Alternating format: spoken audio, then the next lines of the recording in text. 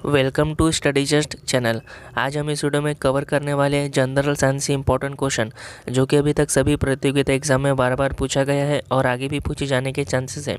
तो प्लीज़ आप वीडियो के अंत तक जरूर देखिए ताकि आने वाले प्रतियोगिता एग्जाम में आपको हेल्पफुल हो, जैसे कि RRB group D, NTPC, SSC, CHSL, इन सभी इंपॉर्टेंट एग्जामों के लिए हेल्पफुल होगी। तो चलिए वीडियो को स्टार्ट करते हैं बिना समय गंवाए। फर्स्ट क्वेश्चन है, हड्डियों तथा सीमेंट में कौन सा तत्व समान रूप में पाया जाता है? तो ये पाया जाता है कैल्शियम। अगला प्रश्न है, घरेलू बिजली मीटर में विद्युत उपयोग की माप होती है तो क्या होती है? वाट में होती है। अगला प्रश्न है, मानव शरीर में रक्त को साफ करने का कार्य कौन करता है? तो मानव शरीर में रक्त को साफ करने का कार्य किडनी करता है, जिसे हम वक्र या फिर गुर्दा बोलते हैं। अगला प्रश्न है, वायु में कौन सी गैस की मात्रा अधिक होती है? तो वायु में सबसे ज़्यादा मात्रा में नाइट्रोजन पाया जाता है। अगला प्रश्न है, पानी से भरे एक बर्तन में बर्फ़ का एक टुकड़ा तैर रहा है। पूरी बर्फ़ को पिघलने पर बर्तन का जल स्तर होगा, तो जल स्तर जो रहेगा वो अपरिवर्तित रहेगा। अगला प्रश्न है, कौन विद्युत धारा का सबसे अच्छा चालक है? तो विद्युत धारा का सबसे अच्छा चालक चांदी है। फ्रेंड्स, वीडियो को एंड तक जरूर देखें और आप हल करने की कोशिश कीजिए इन प्रश्नों को, ताकि आपका तैयारी कितना हो चुका है। अगला प्रश्न है, भोजन की ऊर्जा को मापा जाता है तो किसमें? कैलोरीज में मापा जाता है।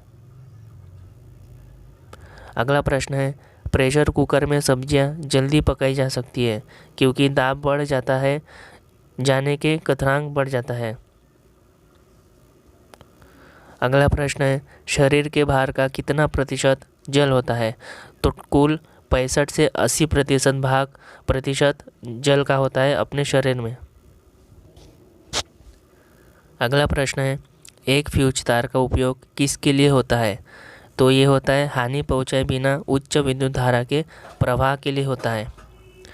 अगला प्रश्न है, पित्त स्रावित होता है कहाँ से होता है? ये लीवर से होता है। अगला प्रश्न है, कौन सा गुण तत्व में सामान्य रूप में पाया जाता है? तो ये परमाणु संख्या में पाया जाता है। अगला प्रश्न है, एक समतल दर्पण पर आपतित किरण 60 डिग्री का कोण बनाती है तो परावर्तन कोण होगा? परावर्तन कोण 30 डिग्री का होगा। अगला प्रश्न है, भोजन का पाचन मुख्यतः किस अंग के द्वारा होता है? तो ये मुख्यतः छोटी आंत के द्वारा होता है। श्वेत रक्तकण कहलाता है, ये ल्यूकोसाइट्स कहलाता है। विटामिन ए सबसे अधिक मात्रा में पाया जाता है तो ये गाजर में पाया जाता है। अगला प्रश्न है, पेट्रोलियम कहाँ पाया जाता है? पेट्रोलियम अवसादी चट्टानों में पाया जाता है। पंखा करने से शरीर में ठंडा की अनुभूति क्यों उत्पन्न होती है? तो क्यों होती है? क्योंकि शरीर पर आर्द्रता के वाष्पन के कारण ठंडी अनुभवी होती है। परमाणु के नाभिक में उपस्थित होता है, क्या होता है? प्रोटॉन तथा न्यूट्रॉन। कोयले के जलने से बनती है, एक कार्बन डाइऑक्साइड बनती है।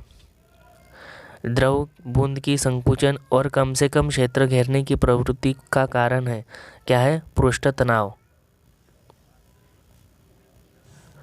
अगला प्रश्न है, ध्वनि का वेग निर्भर करता है तरंग दैर्घ्य पर।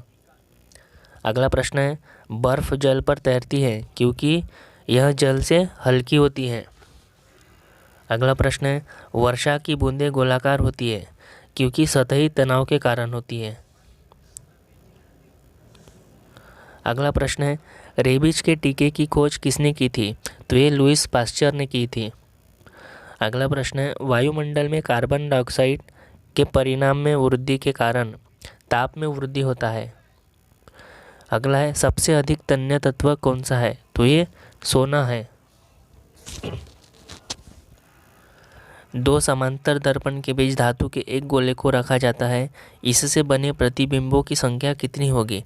तो ये संख्या जो होगी वो असंख्य होगी। अगला है, प्रतिध्वनि किस कारण सुनी जाती है? ये ध्वनि तरंगों के परावर्तन के कारण सुनी जाती है। अगला प्रश्न है, कौन से रंग का तरंग दैर्घ्य सबसे अधिक होता है? तो ये लाल रंग का होता है।